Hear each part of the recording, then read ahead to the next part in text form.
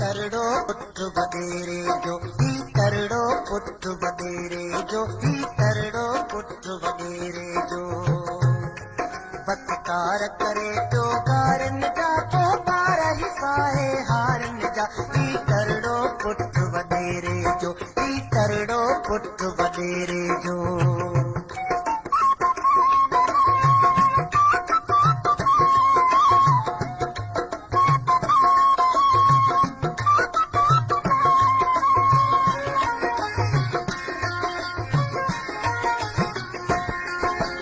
घिटियन जो हुंदो सदजे तो घिटियन जो हुंदो सदजे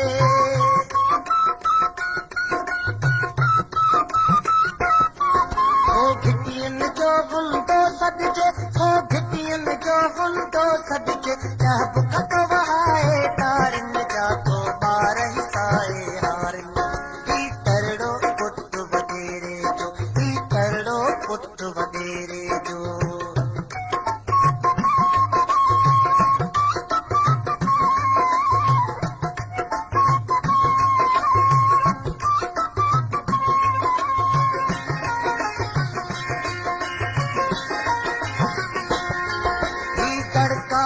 धन्नारन खा ही दड़का दई धन्नारन खा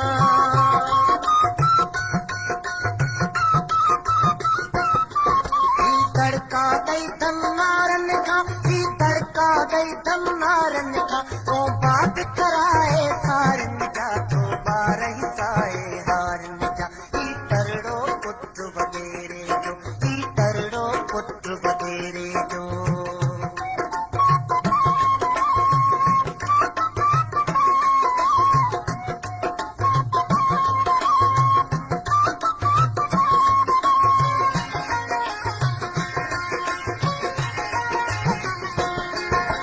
बड़ मिकनो थो बार पटे का बड़ मिकनो थो बार पटे का बड़ मिकनो थो बार पटे का बड़ मिकनो थो बार पटे कन्हारण दे कारन जा तो बार हिसाए हारन ही तरड़ो पुट वडेरे जो ही तरड़ो पुट वडेरे जो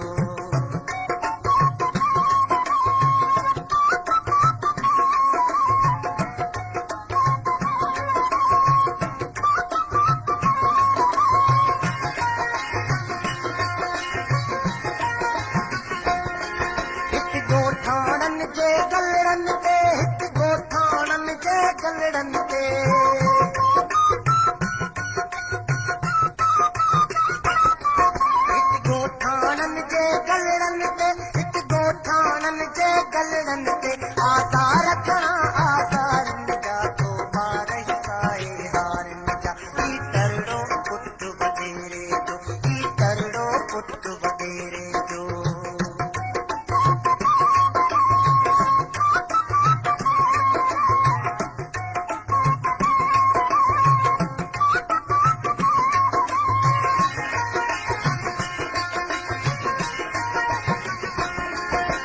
भारत लई गड बाज़ाहिद ही भारत लई गड बाज़ाहिद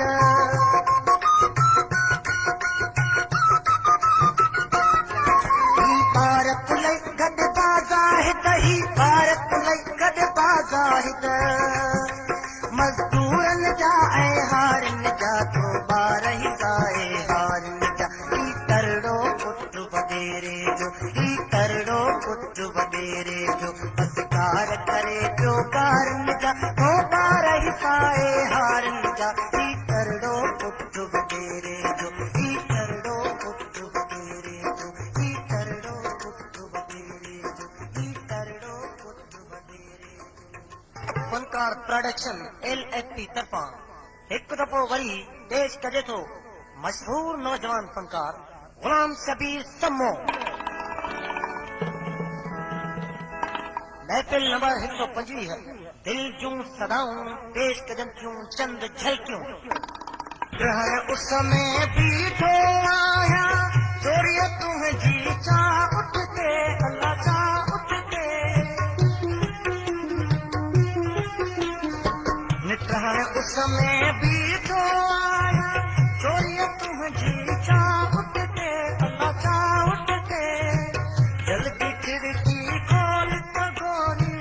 जल्दी खिड़की खोल त गोरी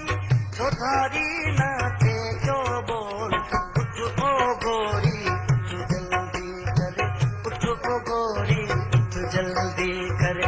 उठ मुले खिड़की त खोल ॾिसुम तो ले आंदो आहे मकई बे